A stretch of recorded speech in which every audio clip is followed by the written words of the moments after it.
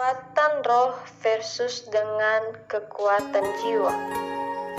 Pada bagian ini, kita masih membahas topik yang telah kita singgung, yaitu kekuatan tersembunyi dalam jiwa.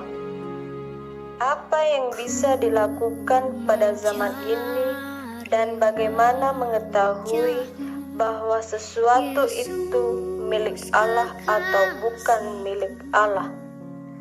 Terlebih dulu mari kita lihat apa yang dikatakan Alkitab tentang tanda-tanda akhir zaman dan tanda-tanda kedatangan Tuhan sebagai berikut. Matius pasal 24 ayat 24. Sebab Mesias palsu dan nabi-nabi palsu akan muncul dan mereka akan mengadakan tanda-tanda yang dahsyat dan mukjizat-mukjizat sehingga sekiranya mungkin mereka menyesatkan orang-orang pilihan juga. Ayat Alkitab di atas menunjukkan kepada kita ciri-ciri khusus pada masa kesusahan besar. Selama masa itu akan terjadi tanda-tanda ajaib dan mukjizat-mukjizat sebelum kedatangan Tuhan. Ada banyak mukjizat yang tercatat dalam Alkitab dan hal tersebut sangat mustika dan penting sekali. Orang Kristen perlu terus bertumbuh dalam beberapa hal di dalam Kristus.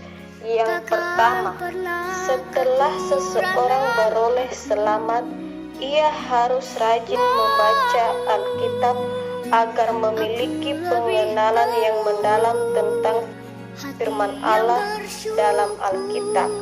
Yang kedua, ia harus mau tumbuh dalam kehidupan rohani di dalam gereja. Ketiga, ia harus punya semangat yang berkobar-kobar untuk memberitakan Injil dan memenangkan jiwa bagi Kristen.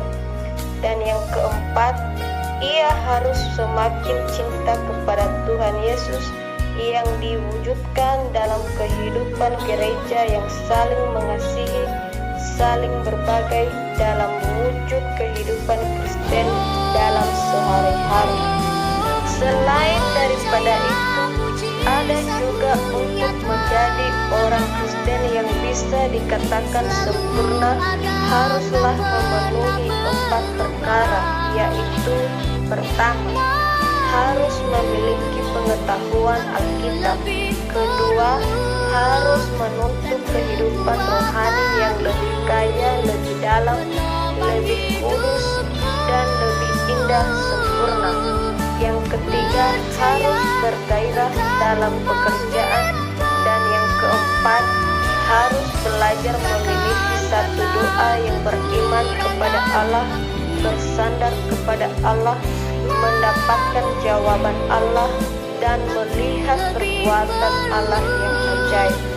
Sekarang saya akan memberikan beberapa contoh-contoh yang membantu kita memahami apakah suatu gejala itu demonstrasi kekuatan rohani atau kekuatan tersembunyi dalam jiwa. Ialah sebagai berikut. Contoh ke-1, penginjilan pribadi. Contoh kedua, ibadah kebangunan rohani. Contoh ketiga, menyanyi. Contoh keempat, pemahaman Alkitab. Contoh kelima, sukacita. Contoh keenam, penglihatan dan pimpin.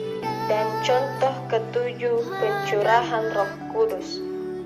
Setelah itu, ada juga teladan Tuhan kepada umat Kristen bagi kita semua, di mana terdapat dalam Yohanes pasal 5 ayat 19. Tuhan berkata, "Aku berkata kepadamu, sesungguhnya anak tidak dapat mengerjakan sesuatu dari dirinya sendiri jikalau tidak ia melihat Bapa mengerjakannya. Sebab apa yang dikerjakan Bapa, itu juga yang dikerjakan anak-anak. Demikian, sekian dan terima kasih.